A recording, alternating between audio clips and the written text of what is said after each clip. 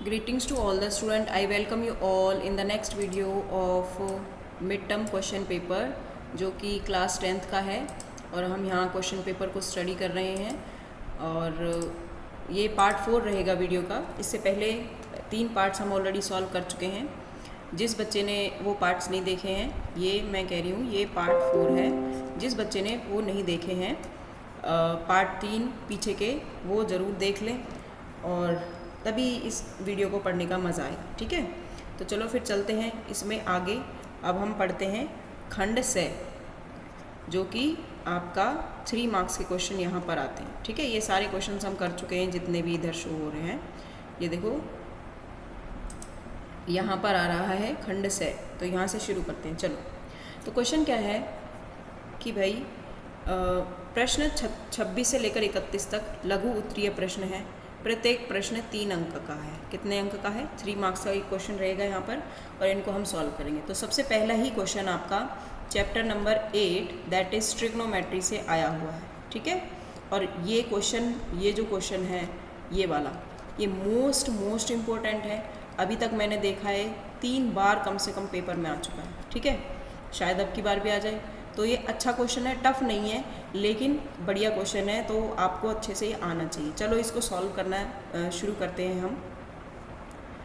यहाँ पर देखो, तो शुरू करते हैं। देखो कैसे करना है। सबसे पहले हम पढ़ रहे हैं क्वेश्चन नंबर 26। ठीक है, तो 26 क्वेश्चन में क्या था?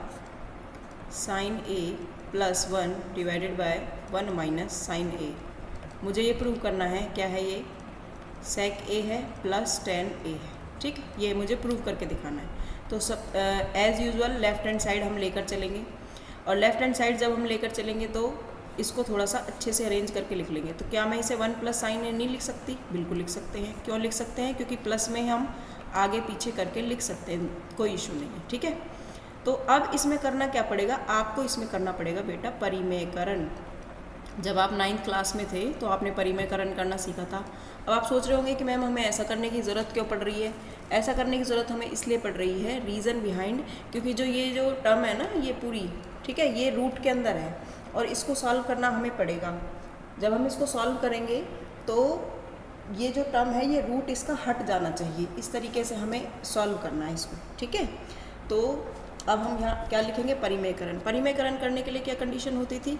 नीचे जो साइन है उससे अपोजिट नंबर से हम, अपोजिट साइन से, सॉरी, ये 1 प्लस साइन है एज इट इज़ रहेगा और नीचे जो साइन है उससे हम मल्टीप्लाई डिवाइड करते थे। ठीक है, तो ये क्या हो जाएगा? ऊपर देखो 1 प्लस साइन है, 1 प्लस साइन है, मल्टीप्लाई हो जाएंगे, उनका हो जाएगा स्क्वायर। डिवाइड में रूट के अंदर ही क्या हो जाएगा? a1 square minus sine square A. ठीक है, ये पूरा रूट है। अगर अब किसी बच्चे को ये नहीं पता कि ये फॉर्मूला यहाँ पर लगाया है मैंने, a माइनस बी और a प्लस बी क्या है? a square minus b square. ठीक है, ये डिनोमिनेटर में लगा है आपका, बी नीचे लगा है। ठीक है, अब इसमें देखेंगे आगे।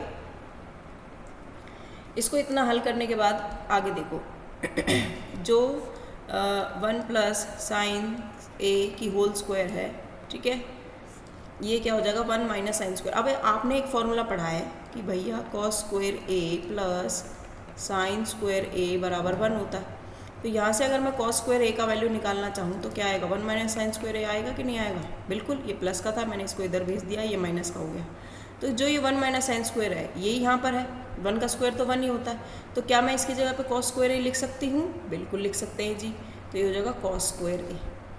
तो आप देख सकते हैं कि 1 प्लस साइन ए का भी स्क्वायर है, कॉस स्क्वायर ए का भी स्क्वायर है, तो दोनों के स्क्वायर से ये वाला रूट जो है वो कैंसिल आ जाएगा। अंदर क्या बचेगा? 1 plus sine A divided by cos A. ठीक है, अब क्या करना है? जो हम एलसीएम लेते हैं उन एलसीएम को अलग अलग कर देंगे। ठीक है, तो ये क्या हो जाएगा? 1 अपॉन कॉस ए। एक बार डिनोमिनेटर में इसको इसके साथ लिखेंगे, दूसरी बारी में ये लिखेंगे sign A upon cos A. ठीक है, अच्छा, 1 अपॉन कॉस ए क्या होता है? अगर आपको ये रूल्स याद नहीं है तो आप इस क्वेश्चन को अच्छे से नहीं कर पाएंगे। ठीक है बेटा, तो आपको ये अच्छे से पता होना चाहिए। तो 1 अपॉन कॉस ए होता है सेक ए। ठीक, अपनी नोटबुक में अच्छे से इनको नोट करके रखो। और sign A upon cos A होता है टेन ए। तो आप अगर स्टार्टिंग में देखेंगे तो यही तो मुझे प्रूव करना था। देखो क्वेश्चन में मुझे यही तो प्रूव करना था कि sec a upon tan a आना चाहिए, ठीक। तो यहाँ हम लिख देंगे कि भाई हमने ये प्रूव कर दिया और हैंस प्रूव, ठीक। चलो अब इसके अथवा वाला क्वेश्चन देखते हैं, सेकंड पार्ट। यहाँ पर इसका सेकंड पार्ट भी दिया हुआ था और ये हमें सिद्ध करना है। सिद्ध कीजिए कि tan a minus sine A, tan a plus sine A बराबर होगा sec a minus 1 sec a plus 1 के, ठीक है। ये हमें सिद्ध करके दिखाना है। चलो फिर प्रूव करते हैं।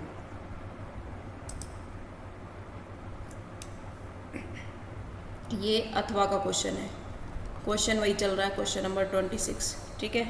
तो ये क्या हो गया, tan a minus sine a divided by tan a plus sine a। मुझे ऐसा याद आ रहा है ये पेपर फाइनल में भी आया था, यानी CBSE के पेपर में भी आया था ये क्वेश्चन, ठीक है। पर कोई बात नहीं, चलो लेफ्ट हैंड साइड से शुरू करते हैं। देखो कितना आसान क्वेश्चन है ये। बच्चों को लगता है कि ट्रिग्नोमेट्री टफ है, बट नहीं है उतना, आपको बस सोचना है। जब भी आपको tan a और इसमें वैल्यूज़ दिखाई दे, हमेशा उनको सिंप्लीफाई करके सिंपल उसमें तोड़ लो। तो tan a को मैं लिख सकती हूँ sin a upon cos a, जी बिल्कुल लिख सकते हैं, माइनस साइन a, ठीक है, डिवाइडेड बाय tan a को वापस क्या लिख सकते हैं, sin a upon cos a। इधर क्या था, sin a, ठीक है। अब आप ध्यान से देखोगे sin a इसके पास भी है, इसके पास भी है, क्या मैं दोनों से कॉमन ले सकते हैं, बिल्कुल ले सकते हैं जी। तो ये क्या हो जाएगा, sin a को कॉमन ले लेंगे, अंदर क्या बचेगा 1 अपॉन cos a माइनस 1। मैंने आपको समझाया है या नहीं, अगर आपको पता है तो आपको इस चीज़ का ध्यान रखना है कि भाई जब कोई चीज़ कॉमन आती है और वो उसकी जगह अलावा और कुछ नहीं होता, जैसे देखो इसने अपना sin a बाहर दे दिया, ठीक है, तो इसके पास क्या बचा, ऊपर 1 बचा, नीचे cos a बचा, यहाँ ऑलरेडी बस sin a ही है। अब ये भी अपनी जगह से चला जाएगा तो यहाँ क्या बचेगा, 1 बचेगा, ठीक है। देखो ऊपर भी sin a, नीचे भी sin a, दोनों कैंसिल हो जाएंगे, ठीक। ये हो जाएगा 1 अपॉन cos a क्या होता है, sec a माइनस 1, और 1 अपॉन cos a क्या होता है, sec a प्लस 1। यही तो प्रूव करना था। राइट हैंड साइड में जाकर देखो, यही तो लिखना था मुझे, ध्यान से देखेंगे, देखो, ठीक। तो क्वेश्चन इतने टफ नहीं होते हैं, आप उनको क्वेश्चंस को टफ सोचते हो कि एक बार सोच लिया दिमाग में, मैथ्स टफ होती है, हम तो ये तो होगा ही नहीं, इस तरीके का व्यवहार जब आप सोचते हो तो फिर हो जाता है। चलो अगला क्वेश्चन देखते हैं, 27 क्वेश्चन नंबर देखो। क्वेश्चन नंबर 27 क्या दे रखा है, सिद्ध कीजिए कि रूट 2 एक अपरिमेय संख्या है। ये क्वेश्चन मैं कितनी बार क्लास में आपको करा चुकी हूँ कि भाई ये very very very important question है। अगर अभी भी कोई बच्चा इसको गलत कर रहा है या उसने इसको याद नहीं किया या उसका प्रूफ आपको नहीं आता है तो आप बहुत बड़ी मिस्टेक कर रहे हैं, ठीक है। चलो फिर इसका सॉल्यूशन करते हैं। तो हम पढ़ रहे हैं क्वेश्चन नंबर 27 का क्वेश्चन। एक बार मैं इसको अच्छे से करके समझा देती हूँ। 27 का तो यहाँ पर लिखेंगे, माना रूट 2 एक अपरिमेय संख्या है। कैसी संख्या है, अपरिमेय संख्या है, ठीक है। अगर ये एक अपरिमेय संख्या है तो क्या मैं इसे ऐसे नहीं लिख सकती, क्योंकि सॉरी ये तो मुझे प्रूव करना था ना, परिमेय नहीं, अपरिमेय नहीं, परिमेय संख्या मानना है। सॉरी ये मिस्टेक हो गई मुझसे, चलो दोबारा लिख देती हूँ पूरा। यहाँ पर लिखेंगे, माना कि रूट 2 एक परिमेय संख्या है। अपरिमेय तो मुझे सिद्ध करना है, कॉन्ट्राडिक्शन से प्रूव करेंगे। तो परिमेय संख्या की डेफिनेशन क्या होती है भाई, रूट 2 a अपॉन बी लिखा जा सकता है जहाँ पर b 0 नहीं होना चाहिए, ठीक है। और यहाँ पर एक लाइन और लिखेंगे, a और b सह अभाज्य संख्याएं हैं। कैसी संख्याएं हैं, सह अभाज्य संख्याएं हैं, ठीक है। सहअभाज्य संख्याएं, देखो इस शब्द का मतलब क्या होता है, इस शब्द का मीनिंग क्या होता है, सहअभाज्य का मतलब होता है साथ में अभाज्य है, मतलब को प्राइम है, इनका कुछ भी कॉमन नहीं है इनमें, ठीक। जैसे कि कौन कौन सी होती हैं सहअभाज्य संख्या, जैसे कि 3 और 4, 4 और 5, 2 और 3, इनमें कुछ भी कॉमन नहीं है, ठीक है। इनका HCF जो है 1 होता है, वो सहअभाज्य संख्याएं होती हैं, ठीक है। तो ये चीज़ आपने अच्छे से याद रखनी है, ठीक है। एक एक लाइन इंपॉर्टेंट है इस क्वेश्चन की, क्योंकि ये पेपर में ज़रूर आता है, ठीक है। अच्छा, सहअभाज्य संख्याएं हैं, अगर ये सहअभाज्य संख्याएं हैं, इतना लिख लिया हमने। अब क्या करेंगे, दोनों तरफ स्क्वायर कर देंगे।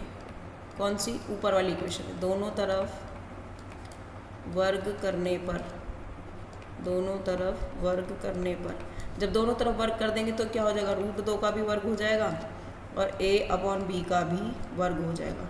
जब √2 का वर्ग करेंगे तो 2 बचेगा, यहाँ हो जाएगा a की घात 2 और b की घात 2। ठीक है,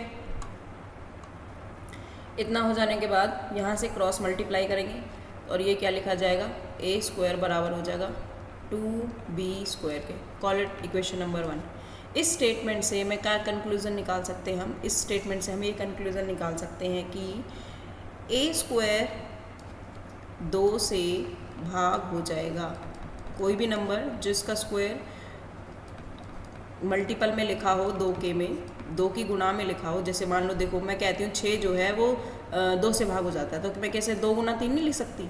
मैं कहती हूँ 12 जो है वो 2 से भाग हो जाता है, क्या मैं से 2 गुना 6 नहीं लिख सकती, बिल्कुल लिख सकते हैं, मतलब उसके गुणा में लिखा जाता है आई एम सॉरी, गुणा में लिखा जा सकता है। तो ये 2b², इसका मतलब a² किससे भाग हो जाएगा, 2 से भाग हो जाएगा। जब कोई किसी का स्क्वायर 2 से भाग होता है तो वो नंबर भी 2 से भाग हो जाता है, 2 से या किसी भी नंबर से जो है वो भाग हो जाएगा। किससे हो जाएगा, उस नंबर से क्या हो जाएगा, भाग हो जाएगा। अगर कोई किसी से न भाग हो जाता है, वही बात जो यहाँ पढ़ी थी वही रिपीट करेंगे, तो मैं उसे किसी दूसरे नंबर के मल्टीपल में लिख सकती हूँ, बिल्कुल लिख सकते हैं, a बराबर 2c हो जाएगा यहाँ पर। ठीक है, इसका हम कह देंगे समीकरण नंबर 2 है। क्या है ये, समीकरण नंबर 2। अब आगे देखो क्या लिख करेंगे यहाँ पर, तो इतना करने के बाद अब यहाँ लिखेंगे वापस से भाई स्टेटमेंट कि भाई a का मान समीकरण 1 में रखने पर। देखो बहुत अच्छे से मैं पढ़ा रही हूँ और फिर भी आपको समझ नहीं आता तो वीडियो को वापस करके आपने देखना है। ठीक है, इतना डीपली मुझे नहीं लगता हिंदी मीडियम में कोई पढ़ाता होगा, तो प्लीज़ चैनल को सब्सक्राइब कर देना और अच्छे से पढ़ाई करनी है आपने अपनी नोटबुक को लेकर।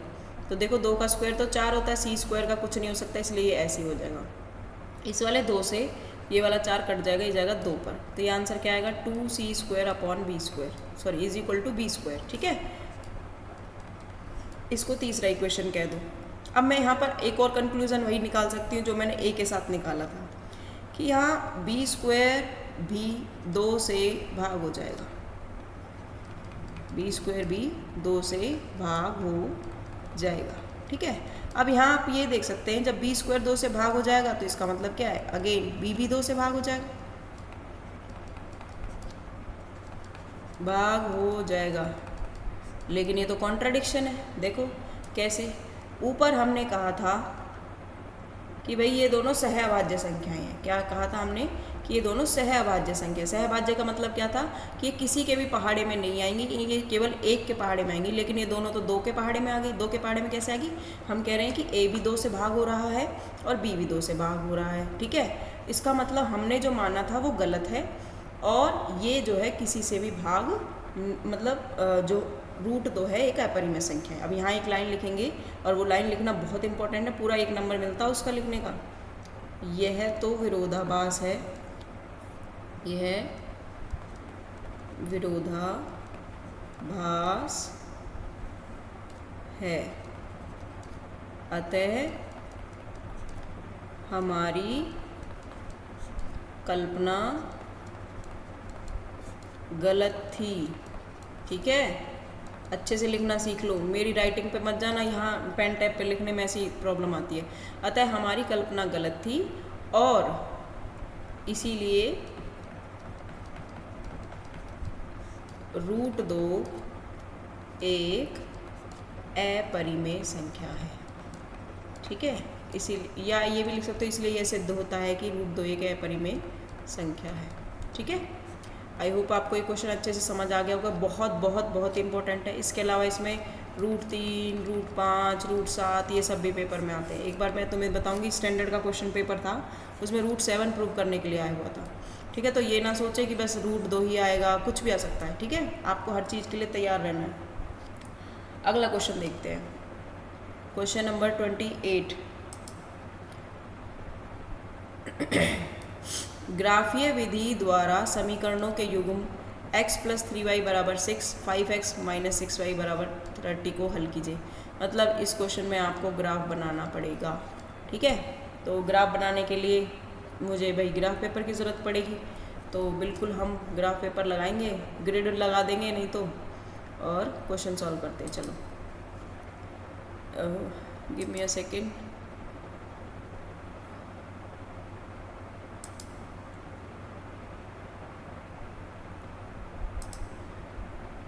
सो यहाँ पर मैं ग्राफ पेपर तो अरेंज नहीं हो सकता, लेकिन ये मैंने फॉर्मेट बदल दिया है, बिल्कुल ग्राफ पेपर जैसा ही होगा। चलो हम पढ़ रहे हैं क्वेश्चन नंबर 28। सबसे पहले समीकरण लिख लेते हैं दोनों। क्या है? x + 3y = 6। दूसरा समीकरण क्या है? इसको कह दो पहला समीकरण है। दूसरा समीकरण है 5x - 6y = 30। ठीक है, अब सबसे ये दूसरा समीकरण है। सबसे पहले एक समीकरण को उठाओ और सीधा सीधा इसमें वैल्यू पुट करो। ठीक है, आपको देखो एक चीज़ याद रखनी है, बहुत आसान तरीके से करना है, कॉम्प्लिकेटेड नहीं करना चीज़ों को। तो इसके लिए सबसे पहला एक डब्बा बनाएंगे। खूबसूरत राइटिंग आपकी होनी चाहिए, बहुत सुंदर तरीके से आपको लिखना है। उसमें दो वैल्यूज़ लिखेंगे, x और y। सिमिलरली इसको करने के लिए भी मैं यहाँ पर एक डब्बा बना लूँगी। ये इस समीकरण का डब्बा है और ये इस समीकरण का डब्बा है। ठीक है भाई, चलो सबसे पहले आपको करना क्या है, एक बार x का मान 0 रखो और एक बार y का मान 0 रखो और दूसरी वैल्यूज़ निकाल लो। एक बार x का मान 0 रखो, y का मान 0। बहुत अच्छे से इससे ग्राफ बनता है, कोई गलती नहीं होती, सीधी लाइंस आती है और वैल्यूज़ भी आसान हो जाती हैं। तो बच्चे कंफ्यूज रहते हैं 1 2 पुट करें, क्यों करनी है भाई 1 2 पुट, खाली 0 पुट करके देखो ना, एक नंबर तो आपका वैसे ही ख़त्म हो जाएगा।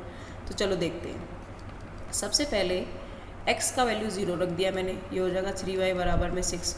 तो भाई ये तो ख़त्म ही हो चुका है। ठीक है, तो ये हो जाएगा 3y = 6। तो y का मान क्या आ जाएगा, 6/3। ये काट दो, कितने पे जाएगा, 2 पे। तो यहाँ पर क्या आएगा, y का मान 2। ठीक है, या यूँ कर सकते हो, 1 मिनट रुको, इसको हम मैं दूसरे पेन से लिख कर बताती हूँ, कलर से, I-2 से। चलो ठीक है, तो ये हो गया आपका 2। ठीक, इसको हमने कर लिया, ये 2 हो चुका है। अच्छा, जब हमने x का मान 0 रखा था तो y का मान कितना आया था, 2। अब हम y का मान 0 रखेंगे तो देखते हैं कि x का मान कितना आएगा। ठीक है, तो इसको थोड़ा ऊपर कर लेते हैं और वापस से भाई अपना ऑरेंज पेन उठाते हैं ताकि तुम्हें कन्फ्यूजन ना हो। चलो देखते हैं आगे।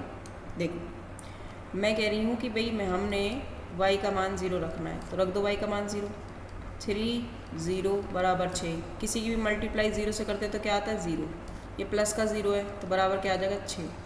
यानी x का मान कितना आ गया, 6। कब, जब इसका वैल्यू 0 था। ठीक है, जब ये कितना था, y का वैल्यू 0 था। ठीक है, तो यहाँ पर ये क्या हो जाएगा, 6। ठीक है, चलो ये हो गया। अब इधर आ जाओ राइट हैंड साइड पे। अब सबसे पहले x का वैल्यू 0 रखना है, 5x - 6y = 30। ठीक है, 5 × 0 - 6y = 30। तो ये हो जाएगा 0 - 6y = 30। तो यहाँ माइनस का 6y बचेगा क्योंकि 0 तो ख़त्म हो चुका है। तो y का वैल्यू क्या आ जाएगा, 30/-6। इससे काट दो, कितने पे जाएगा, 5 जा पे, लेकिन माइनस भी है, ध्यान रखें। तो y का वैल्यू क्या आएगा, -5। क्या आएगा, -5। तो यहाँ पर आएगा y का वैल्यू -5। ठीक है, आगे देखो, अगली बारी में हमें क्या करना है, y का वैल्यू 0 पुट करना है। जब आपको y का वैल्यू 0 पुट करना है तो यहाँ लिखेंगे 5x - 6y = 30। मुझे y का वैल्यू 0 पुट करना है जी, कर दो। ये हो जाएगा 30 और 0 से मल्टीप्लाई करेंगे तो ये क्या आ जाएगा, 0 = 30। x का वैल्यू क्या आएगा, 30/5। काट दो, कितने पे जाएगा, 6 पे। यानी x का वैल्यू अगेन कितना आ गया, 6। ठीक, तो यहाँ पर टेबल में हम वापस इसको पुट कर देंगे। ये हो गया 6। अब हमारे पास पॉइंट्स आ गई। पहला पॉइंट, एक तो पॉइंट ये हो गया, दूसरा पॉइंट ये हो गया, तीसरा पॉइंट ये हो गया और चौथा पॉइंट ये हो गया। हमें इन्हें जो है कि टेबल में इनको ड्रॉ करना है, टेबल में नहीं, सॉरी, ग्राफ पेपर पे। ठीक है, तो मैं यहाँ एक बार लिख लेती हूँ। पहले समीकरण से मेरे पास बिंदु आए हैं 0,2, दूसरे से आए हैं 6,0, इससे आए हैं 0,-5 और दूसरे से आए 6,0। ठीक है, तो यहाँ पर मैं ग्राफ बनाने का प्रयास करती हूँ। I am trying to be ये भाई स्ट्रेट लाइन बनाने की कोशिश करती हूँ इस पर। वैसे तो ग्रिड है ये, तो आपको ग्राफ पेपर पे ऐसे ही बनाना है, मतलब यूजिंग स्केल बनाना है, मेरी तरह हाथ से मत बनाना, ठीक है, नहीं तो फंस जाओगे। ठीक, चलो मैनेज कर लेना। ये होता है 0, यहाँ पर मुझे चाहिए 1, इधर चाहिए 2, इधर चाहिए 3, ये हो गया 4, ये हो गया 5, ये हो गया 6। वैसे इतना ही मैक्सिमम वैल्यू है मेरे पास। ये हो गया 1, ये हो गया 2, ये हो गया 3। इधर लिखेंगे तो -1, -2, -3, -4, -5, ठीक है, इस तरीके से। और नीचे भी -1, -2, -3, -4, -5, ठीक है। चाहो तो -6 भी लिख दो। सबसे पहला पॉइंट ड्रॉ करेंगे। देखो यहाँ पर मैं आपको देखो सबसे पहला पॉइंट ड्रॉ करेंगे 0,2। 0 यहाँ है, ठीक है, और 2 कहाँ है, ये रहा। y का वैल्यू 2 होना चाहिए। आपको ये चीज़ याद रखनी है भाई, पहला वैल्यू x का होता है, दूसरा y का होता है। एक सेकेंड, मैं इसका ना साइज़ थोड़ा मोटा कर लेती हूँ। चलो, पहला वैल्यू x का होता है, दूसरा y का होता है, ठीक है। तो भाई x का वैल्यू 0 है, y का कितना है 2, तो एक पॉइंट तो ये हो गया, ये वाला, ठीक है। दूसरा पॉइंट क्या है, x का वैल्यू 6 है और y का 0 है, अगला पॉइंट ये हो गया। तो यहाँ से आपको स्ट्रेट लाइन खींच देनी है एक स्केल से। ओहो, ये तो चलो वापस से बनाते हैं, थोड़ी मिस्टेक हो गई। Yes, this is perfect. तो ये हो गई लाइन, एक इधर और एक इधर, ठीक है, एक ये स्ट्रेट लाइन हो गई। दूसरा पॉइंट ड्रॉ करेंगे 0,-5, यानी x का वैल्यू 0, y का वैल्यू -5। कहाँ है y, ये रहा, y एक्सेस ये होता है, तो एक बिंदु, एक पॉइंट ये हो गया।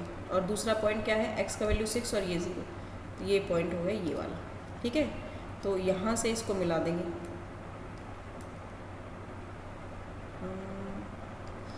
एक सेकेंड,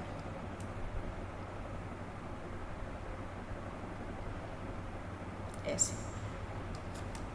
और आंसर क्या होता है भाई, जिस पॉइंट पे कट करते वही आंसर होता है। तो इसका जो आंसर होगा वो होगा 6,0, यानी x का वैल्यू 6 है और y का वैल्यू 0 है, ठीक है।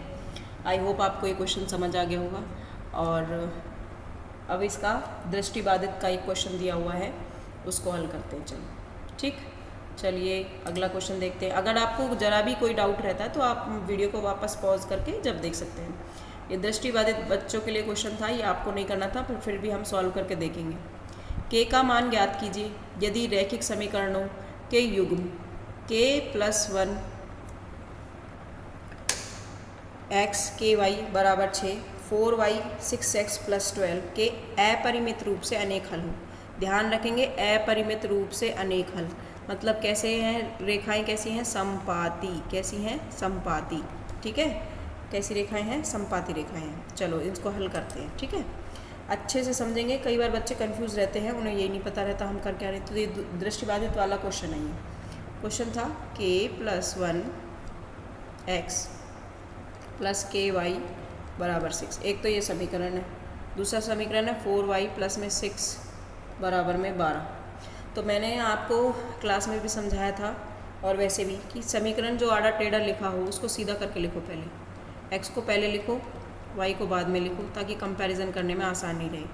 तो हमारे पास वैल्यू क्या होती है, a1 की वैल्यू वो होती है जो x का कोफिशिएंट होता है, a2 की वैल्यू वो होती है जो y का कोफिशिएंट होता है, और सॉरी ये b1 की वैल्यू है, पहला समीकरण है ना ये। b1 की वैल्यू वो होती है जो y का कोफिशिएंट होता है, और c1 की वैल्यू होती है जो कांस्टेंट होता है। इसी तरीके से a2 का वैल्यू कौन है, ये, b2 का वैल्यू कौन है, ये, c2 का वैल्यू कौन है, ये, ठीक है। तो समपाती अगर रेखाएं हैं तो क्या होता कंडीशन, यहाँ लिखेंगे समपाती रेखाओं की कंडीशन क्या होती है, समपाती रेखाएं या अनेक हल की कंडीशन क्या होती है। अगर आपको वो टेबल याद नहीं है तो आप अच्छे से नहीं कर पाएंगे। a1/a2 बराबर होता है b1/b2 बराबर होगा c1/c2 पे, ठीक है। तो a1 का वैल्यू क्या है, k+1 रख दो, a2 का वैल्यू क्या है 4 बराबर k बटे में क्या आएगा, a2 का वैल्यू 6 था, सॉरी 6, k2 का वैल्यू k का वैल्यू सॉरी B1 का वैल्यू k है और B2 का वैल्यू 4 है, तो और C1 का वैल्यू 6 है और ये 12 है। किसी भी एक को कंपेयर कर दो जिसमें वैल्यू, पहले तो इसको काट दो, ये चला जाएगा 1/2 पे, तो मुझे सिर्फ k का ही वैल्यू तो चाहिए, तो k/4 को बराबर रख दो 1/2 के, क्रॉस मल्टीप्लाई कर दो, ठीक है।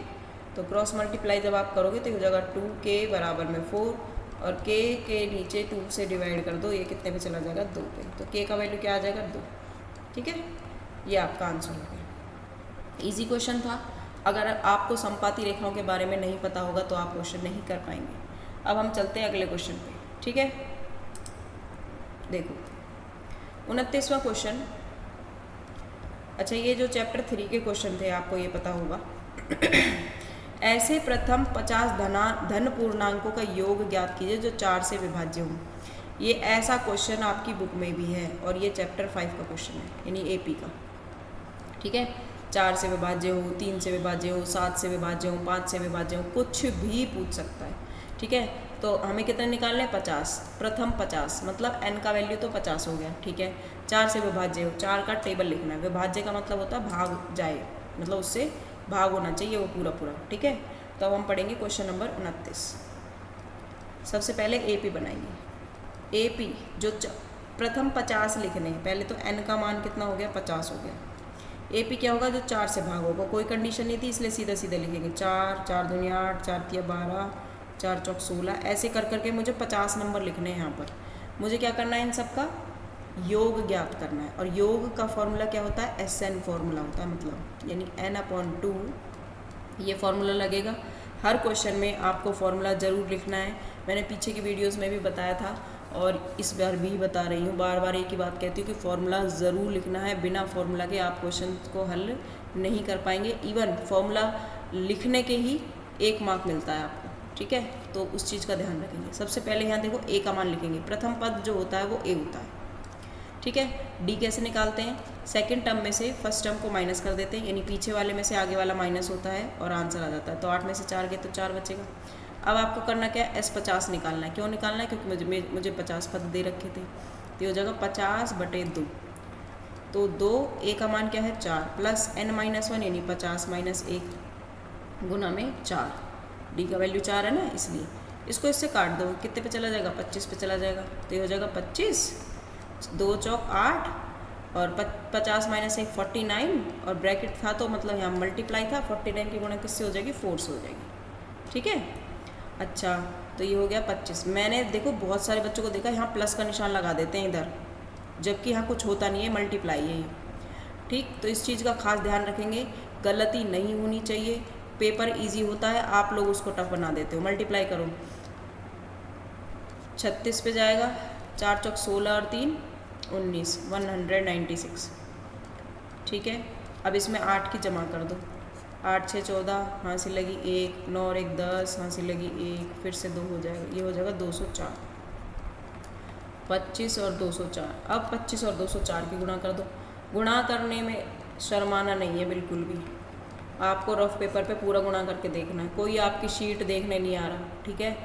तो ये हो जाएगा 25 चौक 100, और रुको तुम्हारे तरीके से मल्टीप्लाई कर लेते हैं, 5 चौक 20, ठीक है, और 5 दूनी 10, 4 दूनी 8, 0, 2 दूनी 4, ठीक है। हो जाएगा 0, 8 और 2 10, हाँ से लगा 1, ये बचेगा 1 और ये हो जाएगा, ठीक है। तो आंसर क्या आएगा 5100, ये आपका फाइनल आंसर हो गया, ठीक। तो ये था आपका 29 क्वेश्चन। अब हम पढ़ेंगे क्वेश्चन नंबर 30। ये वीडियो थोड़ा लंबा हो सकता है क्योंकि भाई इसमें बहुत सारे क्वेश्चन हम पढ़ रहे हैं, ठीक है ना, और अभी तो 5 नंबर वाले क्वेश्चन भी करने हैं हमें, ठीक है। तो कमर बांध के रखो भाई, पढ़ना है। जब 10th क्लास में आ गए हो तो क्या ही डरना। बस 2 ही क्वेश्चन रह गए, वैसे ऊपर दृष्टि बाधित वाला भी करना पड़ेगा, तो इसलिए ये ज़्यादा हो जा रहे हैं, कोई बात नहीं, पढ़ो। PQRS एक समलंब है, PQRS एक समलंब है, ओके, जिसमें PQ जो है RS या SR के समांतर है। असमांतर भुजाओं SP और RQ पर क्रमशः M और N इस प्रकार स्थित है कि भाई MN भुजा PQ के समांतर है। मतलब ये तीनों लाइनें जो है वो आपस में कैसी हैं, समांतर है। समांतर कौन सी लाइनें होती है, जिनका जो डिफरेंस होता है वो क्या होता है, सेम होता है, ठीक है। डिफरेंस क्या होता है उनका, सेम होता है, ठीक। अच्छा, अब हमें दर्शाना है कि SM अपॉन MP, कहाँ है SM अपॉन MP, ये SM अपॉन MP बराबर होना चाहिए RN अपॉन NQ के, ठीक है। इजी क्वेश्चन है, यही करा दूँ क्या? चलो यही पढ़ लेते हैं। देखो, सबसे पहले आपको करना क्या होगा, स्केल से एक लाइन खींच लेना है इसके बीच में, ये होगी कंस्ट्रक्शन, ठीक है। मैंने मान लिया ये बिंदु आपको O मान लेना है, ठीक। अब आपको दो त्रिभुज दिखाई दे रहे होंगे, पहला त्रिभुज तो ये है पूरा, ठीक है, और दूसरा त्रिभुज जो ये आपको दिखाई दे रहा है, ठीक।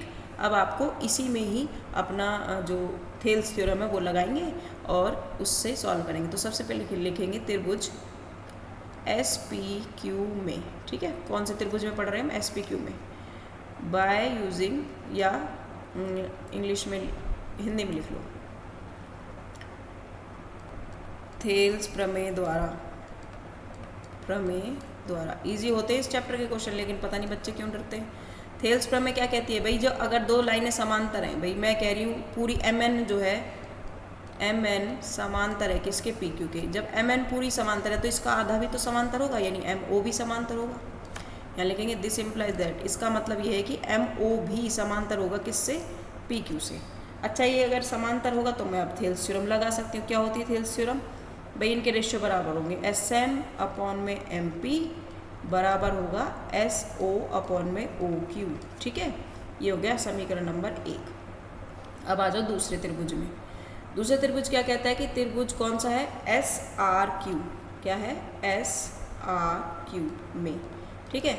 इसमें भी वही बात है भाई, पूरा MN जो है, पूरा MN है समांतर है किसके? RS के या SR के। तो भैया इसका जो शॉर्ट फॉर्म है यानी ON है वो भी तो SR के बराबर समांतर होगा। अच्छा जी, अगर ये समांतर है तो क्या लिख सकते हैं हम इसमें? आप देख सकते हैं कि थेल्स थ्योरम लगाएंगे। अगेन यहाँ लिखेंगे थेल्स प्रमेय द्वारा, बार बार लिखना है ताकि एग्जामिनर को भी पता चले भाई तुम्हें पता है थेल्स थ्योरम क्या होती है। जब थेल्स थ्योरम लगा देंगे तो क्या होगा, इनके रेशियोज जो हैं वो बराबर होंगे, यानी SO अपॉन में OQ बराबर होगा RN अपॉन में NQ, ठीक है। इसको कह दो समीकरण नंबर 2। अब ध्यान से देखो, ठीक है, इसको ध्यान से देखना है कि ये दोनों जो समीकरण हैं, ये जो दोनों समीकरण हैं, सॉरी दूसरा पेन ले लेती हूँ रेड कलर का जिससे कि अच्छे से आइडेंटिफाई हो जाए। देखो इसका राइट हैंड साइड और इसका लेफ्ट हैंड साइड दोनों तो बराबर है। हमने क्या पढ़ रखा है, अगर किसी के दो राइट हैंड साइड और लेफ्ट हैंड साइड बराबर होते हैं तो वो टर्म्स भी क्या होते हैं? आपस में बराबर। तो यहाँ लिखेंगे समीकरण 1 तथा 2 द्वारा क्या होगा, इसके द्वारा क्या होगा, SM अपॉन में MP बराबर हो जाएगा RN अपॉन में NQ के, ठीक है। बस यही तो सिद्ध करना था, क्वेश्चन में पढ़े क्या लिखा था, SM अपॉन MP बराबर होना चाहिए RN अपॉन NQ के, ठीक है। पहले यहाँ से करना है, उसके बाद यहाँ से करना है, ठीक है। हेंस बस इतना ही प्रूव करना था इस क्वेश्चन में। अब अगला क्वेश्चन पढ़ते हैं, चलो अपनी फेयर कॉपी में नोट करते रहना इन्हें। अगला क्वेश्चन है दृष्टिबाधित अभ्यर्थियों के लिए। ये आपको नहीं करना, अगर आप दृष्टिबाधित हो तो ही आप ये अटैम्प्ट करोगे बेटा, लेकिन अदरवाइज नहीं है तो आपको एग्जाम में छोड़ देना है। देखो, किसी समकोण त्रिभुज का कर्ण बोला है, कर्ण 25 सेंटीमीटर है। शेष दो भुजाओं में से एक दूसरी से 5 सेंटीमीटर बड़ी है, अन्य दो भुजाओं की लंबाई ज्ञात कीजिए, ठीक है। तो इसको हम करने के लिए एक खाली पेज ले लेते हैं अपना, वही। चलो क्वेश्चन आपने पढ़ लिया अच्छे से, तो हम पढ़ रहे हैं क्वेश्चन नंबर 30 में दृष्टिबाधित बच्चों वाला। तो पहले सबसे पहले एक समकोण त्रिभुज बना लेते हैं, ठीक है। ये समकोण त्रिभुज है, आपको पता है समकोण त्रिभुज में 90 डिग्री का होता है, तो ये क्या होगा, ये कर्ण होगा, ये आधार होगा, ठीक है, और ये क्या होगा, लंब होगा, ठीक। क्वेश्चन में दिया हुआ है कि जो कर्ण है वो कितना है, 25 सेंटीमीटर का है। कितना है, 25 सेंटीमीटर, ठीक है। दो भुजाओं में से कौन दो बच गई, लंब और आधार बच गई। एक दूसरे से 5 सेंटीमीटर बड़ी है, यानी आधार की बात करूँ, यहाँ पर मुझे आधार बड़ा दिखाई दे रहा है, वो लंब से 5 ज़्यादा है, 5 बड़ा है, यानी 5 ज़्यादा है। तो मैं मान लेती हूँ आधार जो है मेरा बेस है तो B मान लेती हूँ, लंब जो है H है वो H हाइट मान लेती हूँ। तो ये हो जाएगा आधार यानी बेस यानी लंब प्लस H प्लस 5, ठीक है। ये इसको कह दो समीकरण नंबर 1। अब हम यहाँ पर लगाएंगे पाइथागोरस थ्योरम। ठीक है, तो यहाँ लिखेंगे पाइथागोरस प्रमेय द्वारा। ठीक, पाइथागोरस प्रमेय द्वारा क्या होता है, पाइथागोरस प्रमेय क्या कहती है। ठीक, पाइथागोरस प्रमेय कहती है कि भैया कर्ण की घात 2 बराबर होती है लंब की घात 2 जमा में आधार की घात 2। ठीक है, सबको याद होनी चाहिए। कर्ण दे रखा है 25, इसकी घात 2 कर देंगे। लंब मैंने मान लिया h, उसकी घात 2 कर देंगे। आधार मैंने मान लिया था b, उसकी घात 2 कर देंगे। 25 की घात 2 का मतलब होता है 625। अगर आपको याद नहीं है तो मल्टीप्लाई करना। घात 2 होने का मतलब क्या है, 25 की गुणा हो रही है 25 से। ठीक है, तो आएगा 625। h की घात 2 एज इट इज़ रहने दो। देखो यहाँ पर b स्क्वायर का मान कितना था, h+5, तो यहाँ h+5 का होल स्क्वायर कर दो। ठीक है, चलो अब इसको आगे सॉल्व करते हैं। h की घात 2 a प्लस बी का होल स्क्वायर लगाएंगे तो ये हो जाएगा h स्क्वायर, 5 का स्क्वायर हो जाएगा 25 और ये हो जाएगा आपके पास 10h। ठीक है, तो ये क्या हो जाएगा 2h स्क्वायर और ये 625 को भी इधर ही शिफ्ट कर देंगे तो ये क्या हो जाएगा 0। h स्क्वायर जुड़ जाएंगे तो 2h स्क्वायर हो जाएगा, ये हो जाएगा 10h प्लस का 25 और माइनस का 625। ठीक है, ये हो जाएगा 2h स्क्वायर प्लस में 10h माइनस घटाओगे तो क्या आ जाएगा 600। इसमें से 2 कॉमन ले लो, ये क्या हो जाएगा h स्क्वायर 2 पंजे 10 और माइनस का 300। ठीक, अब इसके गुणनखंड कर देंगे। जब आप इसके गुणनखंड करोगे ये 2 तो ख़त्म हो जाएगा 0 के साथ जाके, तो समीकरण बन जाएगा h स्क्वायर प्लस में 5h माइनस में 300 बराबर 0। अब ऐसे 2 नंबर सोचने हैं कि सब्ट्रैक्ट करें तो 5 आए और मल्टीप्लाई करें तो 300 आए। ठीक है, सोचो किसको कर सकते हैं। अगर आपको नहीं सोच पा रहे तो गुणनखंड कर लो। गुणनखंड करोगे तो ये हो जाएगा 150, फिर 2 से करोगे तो क्या आ जाएगा 2 सत्ते 14, फिर जाएगा इस पर, फिर 3 से जाएगा कितने पे जाएगा 25 पे, फिर 5 से जाएगा 25 से अगेन 5 पे। ठीक है, ये आ गया। तो 5 दिया तो 15 होता है, 5 दूनी 10, 10 दूनी 20, बस यही हो गया 10 और 20, सॉरी 15 और 20। तो ये क्या हो गया 20h में से 15h घटाएंगे और माइनस का 300 हो जाएगा। गुणनखंड कर लिए, h कॉमन ले लो, यहाँ हो जाएगा h+20, यहाँ से 15 कॉमन ले लेना, ये भी h+20 हो जाएगा बराबर 0। हो जाएगा h+20 इधर h माइनस 15 बराबर 0।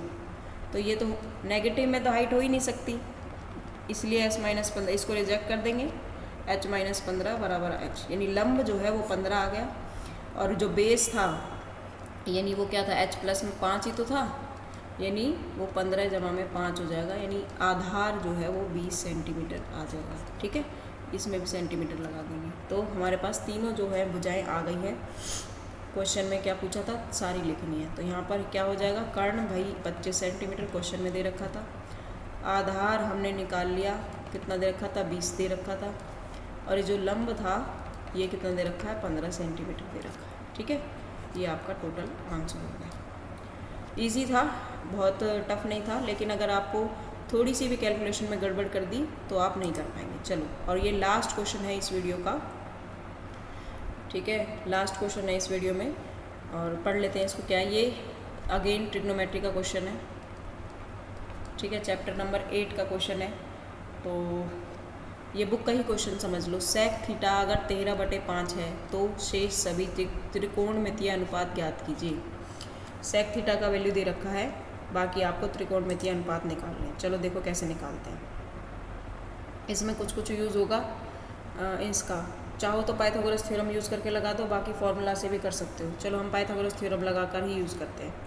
कि आपको दिया हुआ है भैया सेक थीटा दे रखा है 13/5।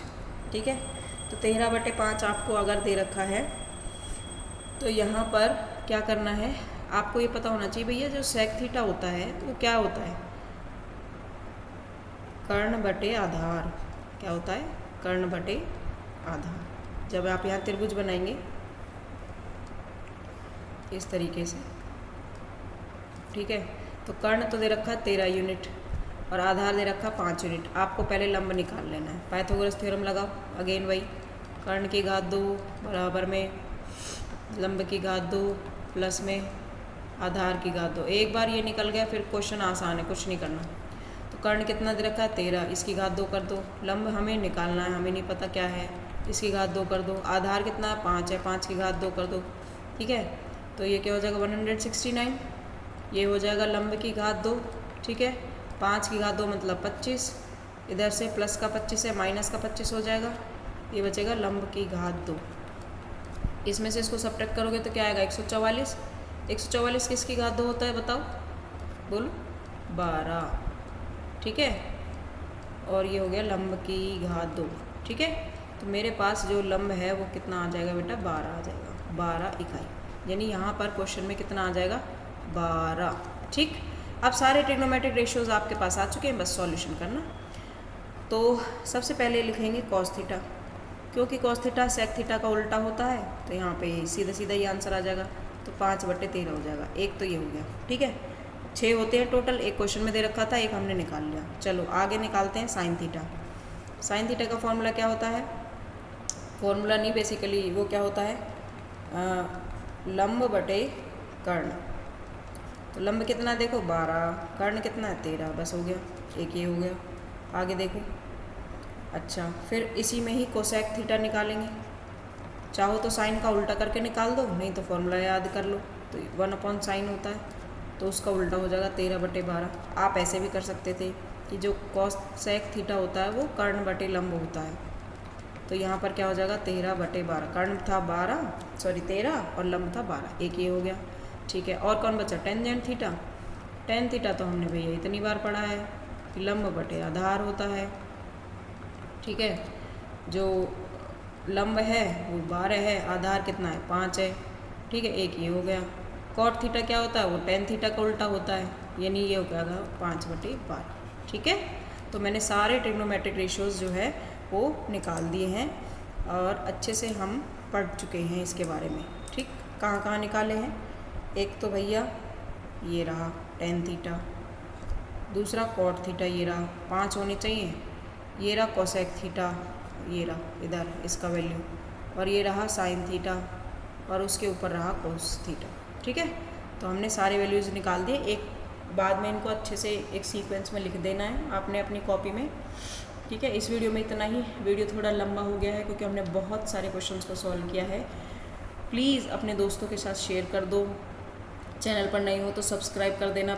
ठीक है, ताकि मुझे भी मोटिवेशन मिले काम करने के लिए, और मन लगा कर पढ़ाई करते हो, क्योंकि 10th क्लास है, बोर्ड के पेपर है आपके। ठीक है, एक ही बार में आपने छक्का मारना है, अच्छे से आपको पढ़ाई करनी है। ठीक है, और मेरे साथ बने रहेंगे तो मैं अपना पूरा बेस्ट दूंगी आपको। पूरे कोशिश करेंगे कि आप आराम से 80 में से अच्छे से मार्क्स ले पाएँ, अच्छे से पास हो पाएँ, ताकि आप अपनी मनपसंद स्ट्रीम को 11th क्लास में चुनकर सिलेक्शन ले सकें। ठीक है, सो इस वीडियो में इतना ही। थैंक यू सो मच, मिलते हैं नेक्स्ट वीडियो में, तब तक के लिए स्टे ट्यून। Thank you.